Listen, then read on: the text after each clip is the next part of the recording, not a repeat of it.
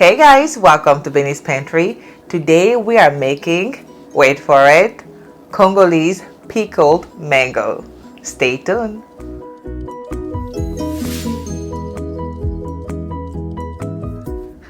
This is a mouth-watering treat that you guys are going to love. It makes a great snack or appetizer, whatever you are in the mood for.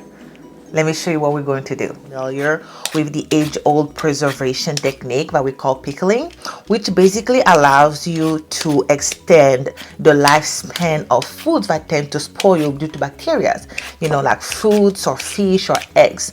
So in the Congo, we love to pickle mangoes. And although you can use sweet or, sour green mangoes, of which you will find in some stores. You see like sweet mango that are pickled. In the Congo, we are very partial to using green unripe mangoes, you guys. I mean, it is sour, but listen, when I say mouth watering, it's for a reason, okay? My mango here is green-ish. I mean, it's green, but it's starting to yellow a little bit, but that's okay. But if you have that green mango and you're waiting for it to ripe, pickle it, you guys, Congolese style.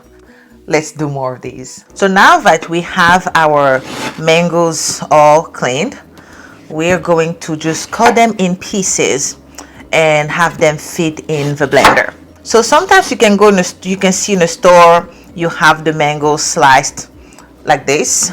But one way we like to do it in the Congo is grated. And for that, we're going to use a blender. This is how your mango seed need to look like. But come closer. Alrighty.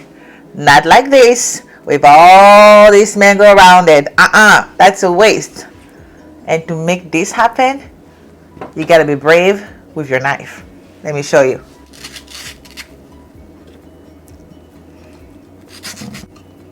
Just make sure that your knife isn't too sharp.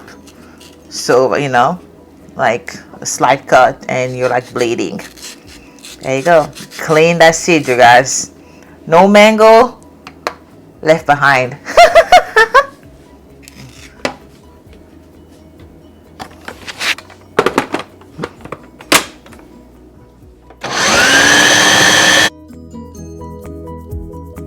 All right. Let's see what we have here. Okay. Actually, let me remove this first.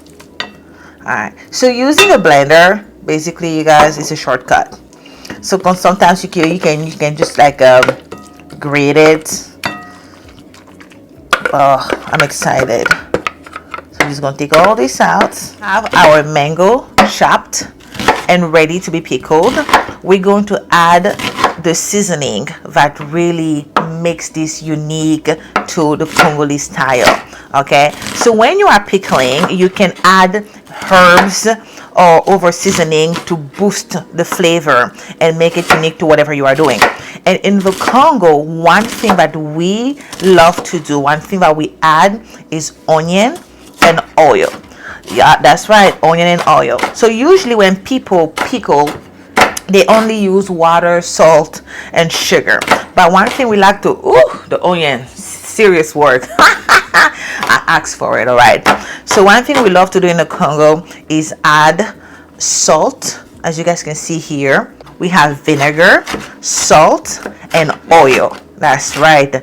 And one thing that you might not appreciate is onion. This just makes it, you guys, I mean, if you don't like onion, you can try without, but I have never had this done without onion. So I don't know what it would taste like without it. So I chopped my onion. I guess I could have put it also in a blender, but I don't know. I kind of like doing it this way. So in here I have 7 mangoes and half of a large onion.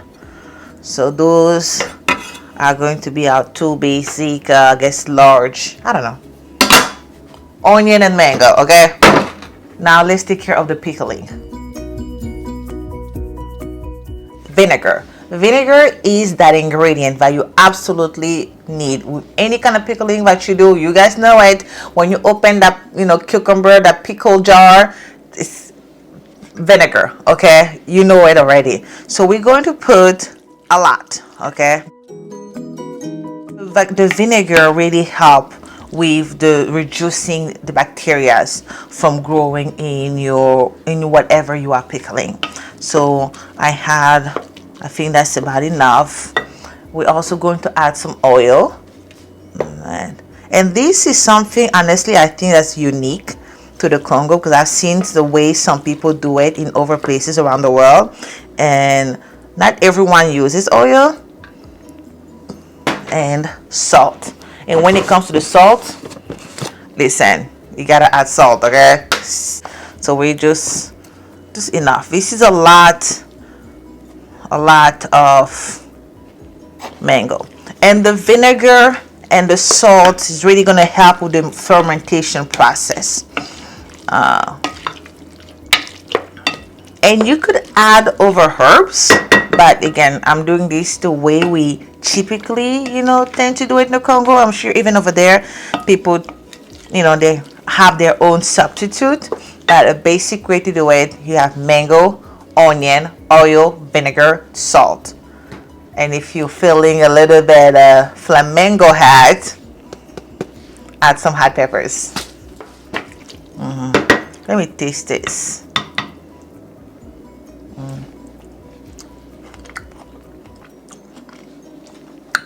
A bit more salt if you want to add some salt, and also vinegar, because I need that soury taste, like you feel it in your jaws back there. You know what I'm talking about?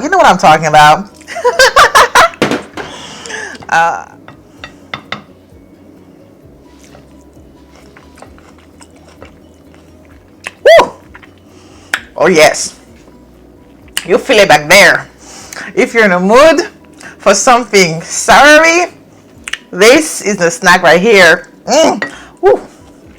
My mouth is watering. And I haven't even added the hot pepper yet. Woo. Okay, let's jar this baby. So part of the fermentation process is minimizing your risk of bacteria, because you don't want bacteria to grow in there, especially if you're going to keep this at room temperature. So what you want to do is boil your cans. You boil it, make sure it's clean and sanitized, and have it ready to put your ingredients in there. One thing also is wash your mangoes before you start cutting them. Really keep the whole process clean, because this is not going to be cooked. I remember growing up, me and my cousin used to go to the market and just get a lot of these, and we'll just sit around and get through the process of making it. And we were like 7 years old. Oh yeah, involve your children doing this, guys. It's so easy. I did this when I was 7. So much fun. Let's fill up the rest of these.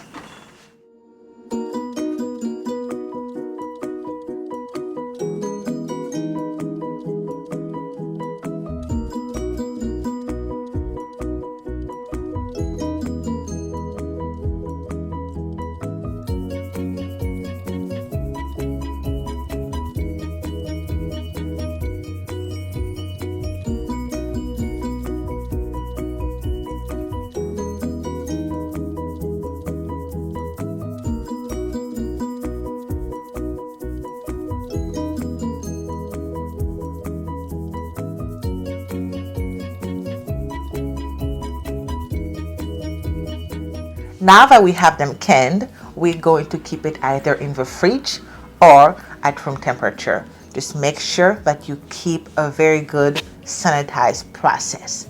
These are ready to be enjoyed as they are. Okay, if you are making, it's almost like a mango salad, appetizer, snack, you guys.